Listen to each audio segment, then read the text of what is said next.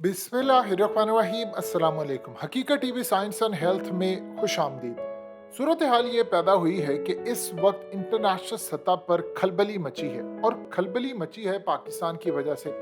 जो पाकिस्तान के अंदर सैलाब की हालत है, आप अंदाज़ा लगा लें कि एहसन इकबाल जैसा बंदा ये कहता फिर रहा है कि 10 अरब डॉलर का एस्टीमेट है, और ये गालिबन 15-20 अरब डॉलर तक मामला जा सकता है। ये तो बाद में हमें पता चलेगा कि तूफान कितना है, इससे बीमारियां कितनी फैल रही हैं, क्या सूरत हाल है।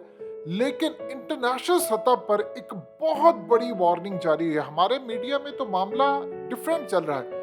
वहां पर वो कह रहे हैं कि क्लाइमेट चेंज को सीरियसली लें। पाकिस्तान में 7200 ग्लेशियर्स पिघल रहे हैं, वहां पर वार्निंग जारी हो चुकी है, और वहां पर टीवी पर मनाजिर दिखाए जा रहे हैं कि क्लाइमेट चेंज, ये जो तरक्की याफ्ता ममालिक है, इनकी वजह से जो दूसरे थर्ड वर्ल्ड कंट्रीज है जैसे पाकिस्तान और दीगर ममालिक, इनकी तबाही इतने लेवल पर है कि आप सोच नहीं सकते। देखिए, दो चीजें यहाँ पर समझने वाली है। अब होने ये जा रहा है कि पाकिस्तान की तबाही के बाद इंटरनेशनल हंगामी कॉन्फ्रेंस बुलाने का इस वक्त प्लान हो रहा है कि तमाम ममालिक को एक पेज पर लेकर आए, क्योंकि देखिए पाकिस्तान के 7200 ग्लेशियर्स हैं और ये पिघल रहे हैं तेजी से। आप ये देखिए कि अब ये आया है तूफान, इसके बाद कोई ये समझ रहा है कि हम इनको पक्के घर बना दें, फलाना कर दें, ये सब कुछ मलिया मेट हो जाता है। ये भूल जाएं आप कि फलाने घर बना दे। वहां पर बात ये हो रही है कि अगली मर्तबा जो आएगा, क्योंकि ग्लेशियर्स पिघल रहे हैं और पिघलते जा रहे हैं, एक दफा सैलाब आएगा, अगली मर्तबा ज्यादा पिघल है, क्योंकि हीट वेव हर साल आ रही है।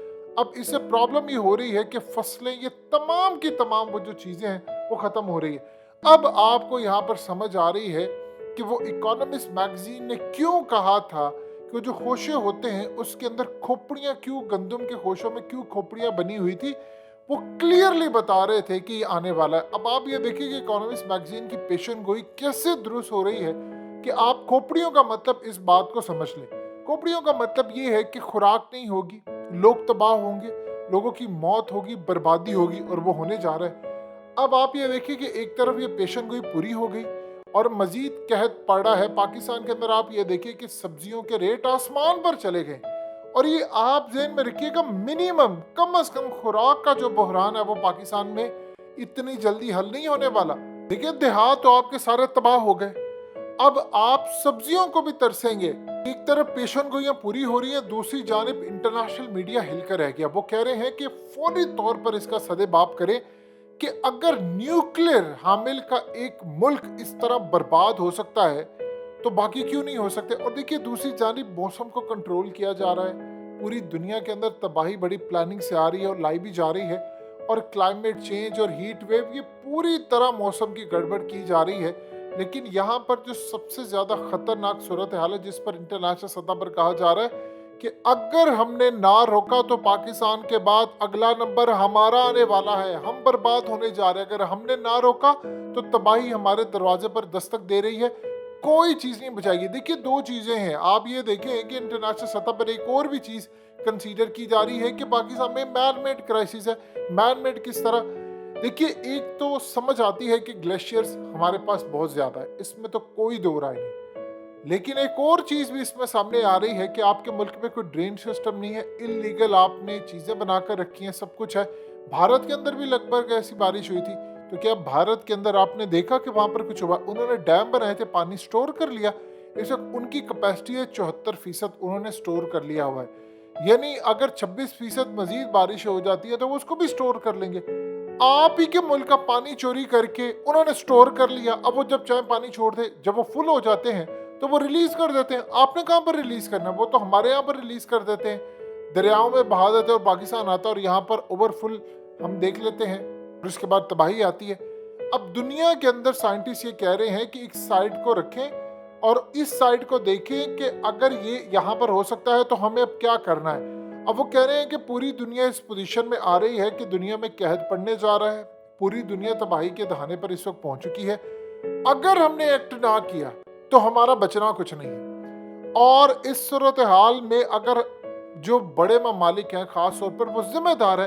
देखिए, ज़माना आखिरत के हवाले से जितनी पेशन गोइयाँ थी वो आपको क्लियर पूरी होती नज़र आ रही है, लेकिन पाकिस्तान में एक क्लीन चिट दे दी जाती है ये तमाम बदबख्त हुक्मरानों को, ताकत के नशे में चूर लोगों को, कि देखो ये मुल्क के अंदर जो तबाही हो रही है सब पेशन गोइयों का नतीजा। ऐसा नहीं है, ये सब है, इसमें कोई दो राय नहीं। लेकिन आपकी तबाही, आपके अमाल, आपकी तमाम चीज़ें और ये जो हुकूमतों ने और इन तमाम लोगों ने जो किया है, आप ये देखिए इन सबके बच्चे बाहर है, इनको क्या, ये अब सैलाब के अंदर कोशिश कर रहे हैं कि हमें जो मिल जाए एनजीओज और दूसरी जानिब से हमें कहीं ना कहीं कोई इमदाद मिला, हम उसमें अपना कट लगाए। यानी अगर अक़वाम मुत्तहिदा ने $16 करोड़ का कहा है तो कम से कम $1-2 करोड़ लोगों पर लगा दे, बाकी कट लगाए और निकल लें यहाँ से। ये आपके मुल्क में प्लानिंग हो रही है, तो आप बताइए आपके मुल्क के अंदर बाकी क्या होगा। देखिए तबाही आपके दरवाजे पर इस वक्त दस्तक दे रही है और दुनिया में ये कहा जा रहा है कि हमें पाकिस्तान के हवाले से अपनी कोई पॉलिसी बेहतर करनी है, हमें पाकिस्तान के अंजाम से सीखना है। क्योंकि देखिए अभी जो सूरत हाल है, यहाँ पर ग्लेशियर्स पिघल रहे हैं, नेक्स्ट ईयर या उसके बाद मजीद बुरा सैलाब आ सकता है। अब इस सैलाब के अंदर पहले तो रेजिस्टेंस थी, अब कोई रेजिस्टेंस नहीं होगी, अब वो बहा कर ले जाएगा और अगली दफा ये शहरों तक आएगा। जब शहरों तक आएगा तो आप बताइए, अभी तो गांव देहात या दीगर जगहों से लोग आ जाते हैं, तो आप बताएं उसके बाद जब शहरों में आ जाएगा तो आप कहाँ पर खड़े होंगे। शहरों की सूरत हाल तो इतनी ज़्यादा ख़तरनाक है कि यहाँ पर घरों में पानी आ जाए, बिल्डिंग्स बड़ी हैं, यहाँ पर तो मटीरियल कच्चे लगे हुए हैं, आप कहाँ पर खड़े होंगे, क्या सूरत हाल पैदा होगी। सिर्फ इतना बता दीजिए। देखिए जो चीज़ें इस वक्त हो रही हैं पाकिस्तान समेत दीगर ममालिक और पूरी दुनिया के अंदर, वो तो एक अलग मैटर है। गर्मी पड़ रही है, इतनी हीट वेव है।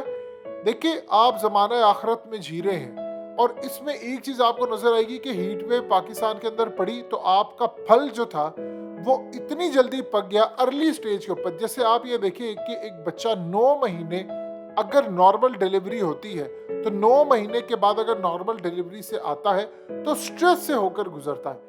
जो बच्चे नर्सरी में पैदा होते हैं आप जानते हैं कि वो स्ट्रेस से नहीं गुजरते।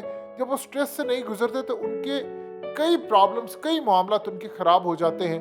उनको कई जिस्मानी प्रॉब्लम्स हैं जिनकी अर्ली डिलीवरीज हो जाती हैं, उनके लिए मसाइल रहते हैं। इसी तरह हर चीज़ का एक टाइम है। फल जल्दी पक गया तो तबाही आप देख लें क्या हो रही है।